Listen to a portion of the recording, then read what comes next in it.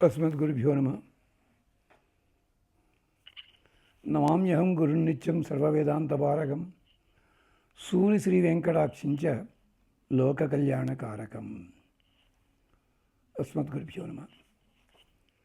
TKV ఆర్పి స్వాగతం. సాధారణంగా శత్రునాశనం కోరుకునేవారు ఇంద్రాదులకి హవిస్సులు సమర్పిస్తారు. ఇక్కడ ఇంద్రుడే అర్జునుడు రూపంగా ఉన్నాడు.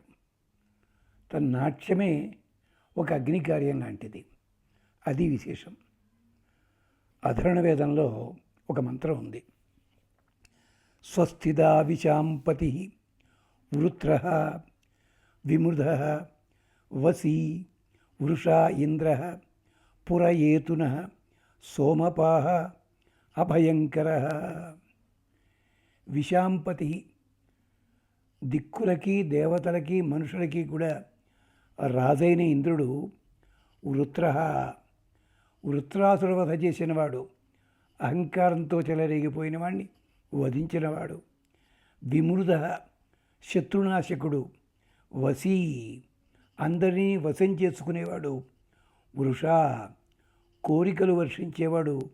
ఇంద్ర పురః ఏతు ముందు నడుచుగాక. నారాయణుడిగా ఉన్నప్పుడు నరుడిగా ఉన్నాడు. కృష్ణుడిగా వస్తే అర్జునుడిగా వచ్చాడు. ముందు నడుచుగాక. నహ సోమపాహ అభయంకర. సోమరసపానం చేస్తాడు యజ్ఞాలలో. ఇక్కడ సోమరసం అన్నది పరమ పరాక్రమము లేదా సంగీతము, నాట్యము ఇత్యాదులు. ఇవన్నీ కూడా సాధించినవాడు మనకి రక్షణ కలిగించుగాక. వినః ఇంద్ర మృధోజహి. మా శత్రువులైన వాళ్ళని, మా మీద ఎత్తి వచ్చే వాళ్ళని కూడా జయించవయ్యా.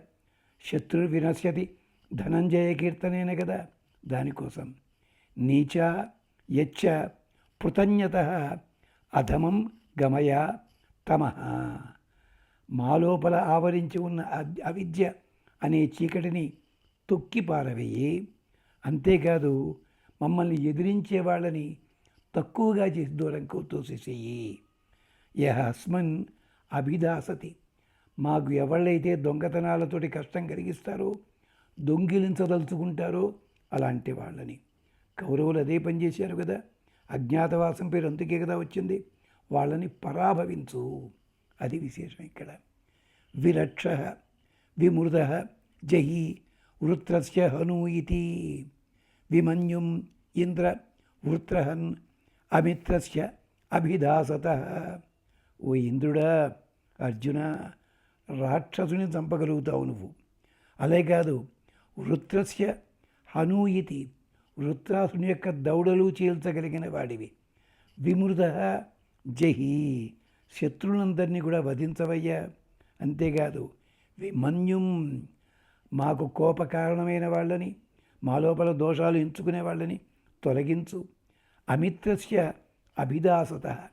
మిత్రులు కాని వాళ్ళని అభిదాసత దూరం తోసివెయ్యి.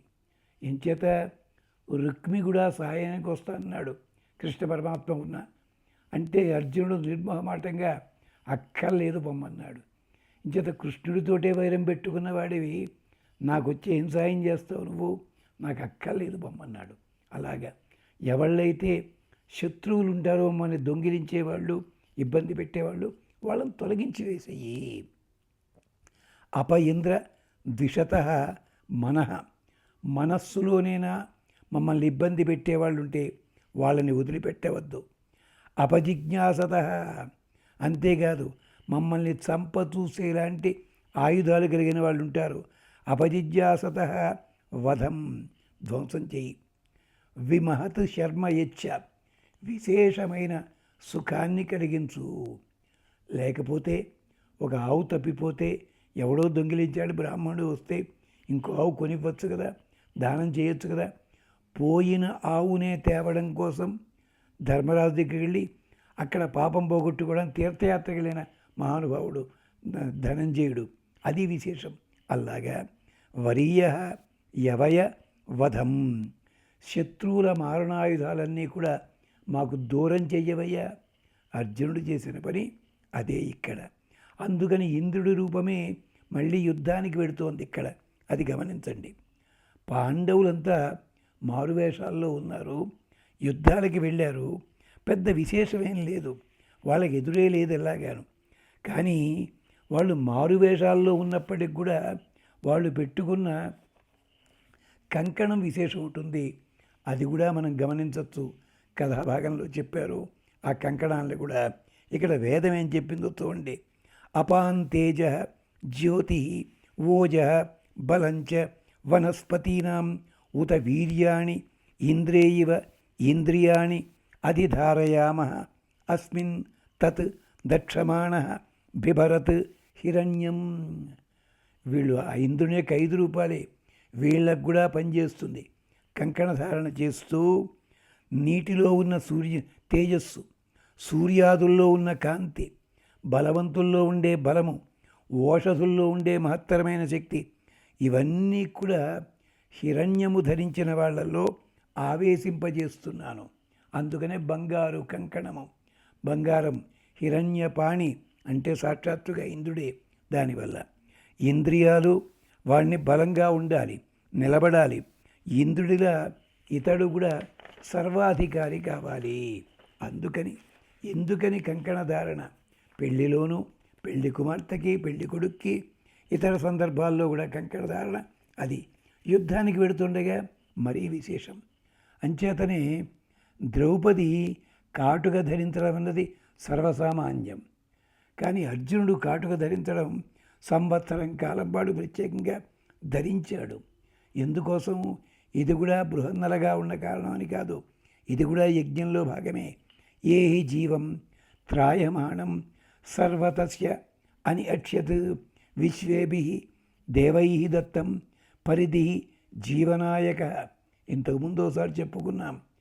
అక్కడ పెళ్లి కూతురికి కూడా ఇదే చెప్తారు, పెళ్లి కొడుక్కి ఇదే, వటువుకి కాటిక ధరింపజేస్తారు, యజ్ఞం చేసే మహానుభావుడికి కాటిక ధరింపజేస్తారు. ఎందుకని? అంజనమా, జీవుడిని పరిపాలించడానికి రావాలి నువ్వు. త్రికూట పర్వతానికే నేత్రము వంటిదానివి కాదు, నేత్రానివి. మేమంతా కూడా చిరకాలం జీవించడానికి ఇంద్రాది సర్వదేవతల చేత ప్రసాదించబడిన అద్భుతమైన ఓషధివి నువ్వు. అంజనానివి, రక్షించు. నీవు మాకు మా సంపదకి కూడా 7 గడవి. పరిపాణం పురుషాణం పరిపాణం గవామసి అశ్వానాం అర్వతాం పరిపాణాయ తస్థిషే. అర్జునుడు కూడా ఇదే కారణం. ఎలాంటిది? పురుషులకి, గోవులకి, అశ్వములకి రక్షణ సాధనగా నీవున్నావు. అంటే పల్లెటూళ్ళల్లో ఇప్పటికీ గుర్రాలకి కాటిక రాస్తారు, అలాగే పశువులకి కాటుక రాస్తుంటారు, అంజన ధారణ చేయిస్తారు. చాలా చమత్కారంగా రక్షణ కలిగించేదానివి. అంతేనా? రోగాదులు తొలగిస్తావు తెలుసును. అంత మాత్రమే కాదు, నైనం ప్రాప్నోతి శబదో న కృత్య నాభిశోచనం నైన విష్కంధమస్నుతే యత్వా బిభర్తి ఆంజన. ఓ కాటుక ఎవరైతే నిన్ను ధరిస్తారో వాళ్ళని శపథములు అంటే శాపములు, నరదృష్టి ఇలాంటిది సోకదు. పెళ్లి కుమార్తెకి ప్రత్యేకించి కాటుక దిద్దుతూ ఇదే చెప్తారు పెళ్లి కొడుకు కూడాను. ఇక్కడ అర్జునుడు సంవత్సర కాలం చేశాడు పాండవులందరి క్షేమం కోసం. అంతేకాదు, నా కృత్య నా అభిశోచనం, ఎవళ్ళైనా చేతబడులు చేసినా కూడా అవి ఏమీ పని జరగవు. నైనం విష్కంధమస్తుతే, ఎక్కడా విఘ్నం కలగదు. కీచకుడి లాంటి వాడు వచ్చి చేతిలో మరణించినా కూడా వీళ్ళ చేతుల్లో దానివల్ల విఘ్నం కలగలేదు. కౌరవులు వచ్చినా కూడా అజ్ఞాతవాసం దెబ్బతినలేదు. యత్వా బిభర్తి ఆంజన. ఎందుకని? కాటుక ఉత్పత్తి ఎలాంటిది గనక. ఎంచేత ఇంద్రో వృత్రమహన్ తస్య కనీనిక పరాపతత్ తదాంజన భవత్. ఇంద్రుడు వృత్రాసురుని చంపినప్పుడు అతడి శరీర భాగాలన్నీ కూడా రకరకాల చోట్ల పడ్డాయి. వాటిల్లో అవన్నీ మళ్ళీ వివరం చాలా పెద్దది. ఇక్కడ కాటుక గురించే మాట్లాడుకుంటున్నాం. అతని కనీనిక పరాపతత్, అతని కంటి నల్ల గుడ్డు నేల మీద పడి కాటుక కింద మారింది. యదాంతే చక్షురేవ భ్రాతృవ్యస్య వృంతే. ఎవడైతే కంటికి కాటుక ధరిస్తాడో వాడు శత్రుబాధ లేకుండా ఉంటాడు. అందుకనే ఒక వర్గం వారు మనకి మగవాళ్ళు కూడా కాటుక దిద్దుకోవడం అలవాటు చేసుకున్నారు. ఆ తరువాతి కాలంలో సుర్మ అనే పేరుతో మార్చుకున్నారు జాగ్రత్తగాను. అది దక్షిణం పూర్వమాంతే సవ్యగుం వా పూర్వం మనుష్య అంజతే. మనుష్యులేమో కుడి కంటికి దిద్దుకుంటారు, ఆడవాళ్ళు మాత్రం ఎడమ కంటికి పాముకుంటారు. జాగ్రత్తగా ఎడమ కంటికి దిద్దుకుంటారట. యదపతూలయ అంజిత వజ్రైవ స్యాత్ సతూలయ ఆంతే మిత్రత్వాయ. ఎడమ కంటికి చక్కగా తూలికతో దిద్దుకుంటారు మిత్రత్వాయ. కుడి కంటికి మాత్రము శుభ్రంగా వేలుతో పామేసుకుంటారట శత్రుబాధ తొలగించడానికి. త్రయోదాస ఆంజనస్య తక్మ బలాస ఆదహి వరిష్ట పర్వతానాం త్రికతుద్ నామ తేపిత. అంజనమా, నీ తండ్రి త్రికకుత్ పర్వతము. మాలోని 3 రోగాలు నీ వశం అవుతాయి. ఏమిటది? జ్వరము, సన్నిపాతము తగ్గిస్తావు, సర్ప విషాదులు తగ్గిస్తావు. అంటే పిత్త వాత కఫము ఈ 3టిని కూడా తొలగించేదానివి నువ్వు. మమ్మల్ని రక్షింతు. అసత్ మంత్రాత్ దుస్వప్నాత్ దుష్కృతాత్ శమలాత్ ఉత దుహార్ద చక్షుష ఘోరాత్ తస్మాత్ నహ పాహి ఆంజన. చెడు మంత్రముల నుంచి, నరఘోష నుంచి, స్వప్నములు చెడు తప్పుల నుంచి, దుష్కృతాతు పాపములు చేస్తున్న వాటి నుంచి, శమలాతు దోషముల నుంచి, ఉత దుహార్ధ చక్షుషా ఘోరాత్ చెడ్డ కన్నులతో నరదృష్టి, దిష్టి తగిలే చూపులు, అలాంటి విషపు చూపుల నుంచి తస్మాత్ నహ ఆంజన పరిపాహి. అంతేనా? ఆయుషహతి ప్రతరణం. ఆయుష్ను వృద్ధి పొందించేదానివి నువ్వు. విప్రం భేషజం ఉచ్యసే. ఇలాంటి ఓషధివని చెప్పి పెద్దలంతా చెప్తారు. తతాంజన త్వం శం తాతే సుఖస్వరూపిణిమి శం ఆపహ అభయం కృతం. నీవు జలదేవత, మాకు సుఖాన్ని అభయాన్ని ప్రసాదించాలి. చంటి పిల్లలకి ప్రత్యేకించి కాటుక దిద్దడంలో అంతరార్థం ఇది. అలాగే ఉత్తరను కూడా చూసుకున్నాడు బృహన్నల. తాను దిద్దుకోవడం మాత్రమే కాదు, ఆ అమ్మాయికి స్వయంగా దిద్దాడు మహానుభావుడు. ఆంజనం పృథివ్యాం జాతం భద్ర పురుష జీవనం కృణోతు అప్రమాయుకం రథజ్యూతిం అనాగసం. అకాల మరణం రానివ్వదు, వేగవంతమవుతుంది. పాపరహితుణ్ణి వేగవంతుణ్ణి చేస్తుంది మొగాడున్నట్టయితే.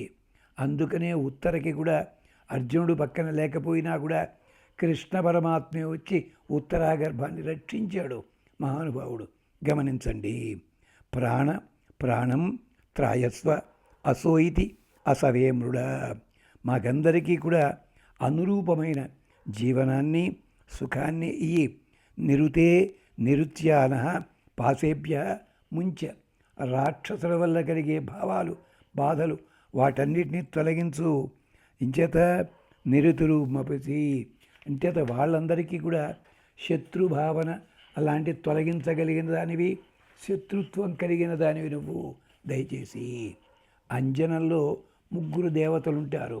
జలము, సూర్యుడు, వాయువు. సింధో గర్భసి విద్యుతాం పుష్పం వాత ప్రాణ సూర్య చక్షు దివ పయ. నీ లోపల సింధు అంజనము లోపల జలములు గర్భం వహిస్తుంది. విద్యుతాం పుష్పం, విద్యుత్ శక్తికి పుష్పం వంటిది ఇది. వాత ప్రాణ, వాయుదేవునికి ప్రాణం వంటిది అంజనము. ఇవి మాకు రక్షణ కలిగించాలి. మిత్రశ్చత్వ వరుణశ్చ అనుప్రేయతు ఆంజన. వీళ్ళని అనుసరించే వీళ్ళు 3 మిత్ర, వరుణుడు, వాయువు అనుసరించాలి. తౌత్వ అనుగచ్చ దూరం భోగాయ పునః ఆవూహతు. వీళ్ళంతా కూడా భోగములతో తిరిగి రావాలి. ఇది పెళ్లి కుమార్తెకి దిద్దుతారు. ఆడపిల్లలు డ్యాన్సులు చేస్తుండే వాళ్ళకి దిద్దడంలో ఇది కేవలం మేకప్లో భాగం కాదది, గమనించండి. బృహన్నల విషయంలో ఇది ప్రత్యేకంగా చెప్పడానికి ఇది కారణం. మేకప్లో భాగమే అనుకోకండి. ఇప్పటికి కూడా ఉపన్యాసాలకు వెళితే కొత్త వాళ్ళు వచ్చినట్టయితే వాళ్ళకి మేకప్ చేస్తూ కంటికి కాటుగా కూడా తిడతారు. ఎందుకని? ఆ నల్లదనం కనిపించాలి అని చెప్పి, అందం కోసం కాదు. అలాంటి చెడు ఉంటే పోవాలనే భావన. అది మేకప్ ఆర్టిస్టులకి తెలియదు, వీళ్ళకి తెలియదు అనుకోండి. మా మిత్రుడికి అన్నారు, శుభ్రంగా ముగ్గు బుట్ట లాంటి జుట్టు కానీ శుభ్రంగా బ్లాక్ కలర్ వేయించుకుంటున్నాడు ఆయన. వచ్చినప్పుడు అల్లాను తమాషాగా. అలాంటిది మాత్రం కాదు ఇది. అంజనధారణ 3 రకాలుగా ఉంటుందని చెప్తారు. ఒకటి ఆయక్ష ఏకం మణిం ఏకం కృష్ణ స్నాహి ఏకేన ఆపిబ ఏకం ఏషాం చతుహువీరం. కంటికి ధరించేది. స్నానం చెయ్యి, నీటిని కలిపి తాగు. నైరుత్యే చతుర్థ గ్యాఖ్య బంధేభ్య పరిత్పాతు అస్మాన్. ఇలాంటి రకాలున్నాయి. అంటే కాటుక నీళ్లు తాగే విధానం ఉంది, శిరస్సుకి ధరించడం ఉన్నది, అలాగే బంధములు తొలగించడం కోసం ఇలాంటివి రకరకాలుగా చెప్తారు. అదంతా అథర్వణవేదం చాలా విస్తారంగా చెప్పింది. అలాగే దిష్టి పోవడానికి దిష్టి చుక్క, కాటుక చుక్క పెట్టుకుంటారు. అవన్నీ కూడా ఇలాంటివే. అది అర్జునుడు ఉత్తరుని ప్రోత్సహించే వేళ, భయం పోగొట్టే వేళ పలికిన పలుకులన్నీ కూడా, ఇవన్నీ కూడా అర్జునుడికే పనిచేస్తాయి. వేదంలో చెప్పిన మాటలకే ప్రతీకగా ఉంటాయి. అది విశేషం ఇక్కడ. ఏమిటి? ఉత్తరుడి గురించి తెలుసును. గోవులను రక్షించమని చెప్పి ఉత్తరుడి దగ్గరికి రాగానే అన్నమాట అర్జునుడు ఇంతకుముందే విన్నాడు. తన అన్నగారు శ్వేతుడివులనే ఉత్తరుడు కూడా మంచి పరాక్రమశీలని తెలుసును. గోపాలకులు అంటాడు, త్వాంహి మత్స్యో మహీపతి శూన్యపాలమిహాకరవుతూ. ఉత్తర కుమార, మన దేశానికి రాజు లేకపోయినట్టయితే నీవే రాజుగా చేశాడు మీ నాన్నగారు. బయటికి వెళ్ళినప్పుడల్లా కీచకుడున్నా లేకపోయినా నీకే రాజ్యం అప్పచెప్పాడు, కిరీటం పెట్టినా పెట్టకపోయినా అంటారు. ఉత్తరుడు అలాంటి పరాక్రమశాలి. కానీ ఆ క్షణం లోపల బాధ అనిపించి భయపడ్డాడంతే. అది అందుకని కీచకరాజుల్ని కాదని ఉత్తరుణ్ణే పాలకుడిగా ప్రత్యేకించేవాడు. అలాగా ఎందుకని? వృషా ఇంద్రస్య వృషా దివ వృషా పృథివ్యా అయం వృషా విశ్వస్య భూతస్య త్వం ఏకవృషో భవ. ఎంచేత రాబోయే ఇంద్రుడికి దగ్గరవాడివి కదా నువ్వు. అందుకని ఇంద్ర, వ్యోమ, భూ, విశ్వజాత ఇలాంటి లోకాలన్నిటికీ కూడా అధిపతిగా ఉంటాడు ఈయన. అలాంటివాడు. అలాగే వేదం చెప్తుందో తోట, సముద్ర ఈసే స్రవతాం. సముద్రము అన్ని ప్రవహించే వాటిలో గొప్పది, నువ్వు అలాంటి వాడివి. అగ్ని పృథివ్యావసి, పంచభూతముల లోపల భూమండలంలో ఉన్నది వశం చేసుకునేది అగ్ని. చంద్రమా నక్షత్రాణం ఈసే, నక్షత్రములన్నిటిలోకి కూడా చంద్రుడు ప్రధానము.